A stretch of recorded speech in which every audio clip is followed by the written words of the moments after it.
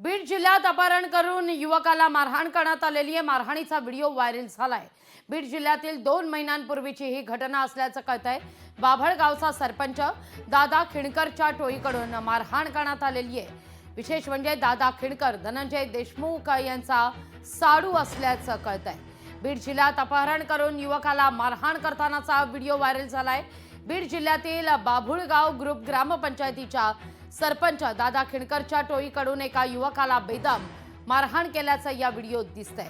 दादा खिणकरचा अधिवेशनाच्या आदल्या दिवशी संतोष देशमुखांच्या मारहाणीचे एफआयआर आणि चार्जशीटचे फोटो हे समोर आलेले होते। पाईप काठ्या आणि बेल्टनं 7 जणांनी युवकाला मारहाण केल्याचं या व्हिडिओत दिसतंय।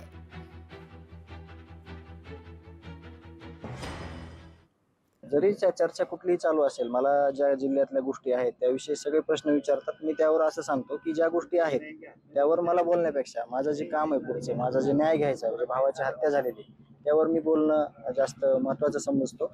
आणि ज्या काही गोष्टी घडलेल्या आहेत त्याचं इन्व्हेस्टिगेशन चालू असते, त्याच्या तपास चालू असते किंवा जे काही त्यांचे वाद आहेत घरगुती त्यावर आपण बोलणं उचित नाही। आपण जर बघितलं असेल तर इतिहासात जेवढ्या कारवाई झाल्या नाही तेवढ्या कारवाया या ठिकाणी बीड जिल्ह्यामध्ये वेगवेगळ्या गुन्हेगारांवरती या ठिकाणी पोलीस प्रशासन आणि महाराष्ट्र सरकार हे या ठिकाणी करतायत। कुणाला यामधून सोडण्यात येणार नाही आणि त्यांनी ज्या ज्या काही गुन्हे केले असतील त्याच्यावर निश्चितपणे कारवाई केली, याचा असोसिएशन सुरू आहे आणि लवकरच त्याला अटक करण्यात येईल। याच्यातले अनेक व्हिडिओ हे जुन्या काळातले आहे। आपण जर बघितलं सरकार ह्या ठिकाणी सक्रियपणे काम करत आहे, पोलीस प्रशासन देखील काम करत आहे, त्याच्यामुळे ह्या वेगवेगळ्या घटना त्या ठिकाणी समोर येत आहेत। हे जे चाललं ना खोक्या बोका, परत कुठं प्रकाश दादाचं काहीतरी काढायचं, जुने संदीप क्षीरसागरचे व्हिडिओ काढायचे, अरे आरोपी व्हायला भाजीपाला काय, कसे बी आरोपी होतात का काय, कशात बी कशाचा काही संबंध नसताना काही नसताना आरोपी कसे होते, उचलली जीभ लावली टाळ्याला, असं चालत नाही। तर हे बाकीच्या लोकांची बदनामी कशी होईल असा प्रयत्न चाललेला आहे आणि संतोष देशमुख खून प्रकरणावरून लक्ष विचलित करण्यासाठी हे वेगवेगळे गेम चालतात।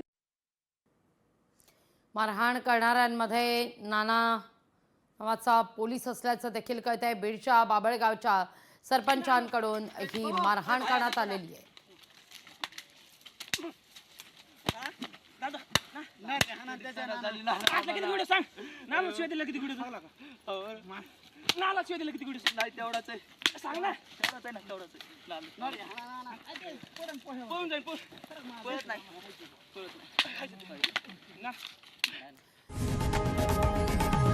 लोकशाही मराठी ऐका, पहा, जागरूक रहा।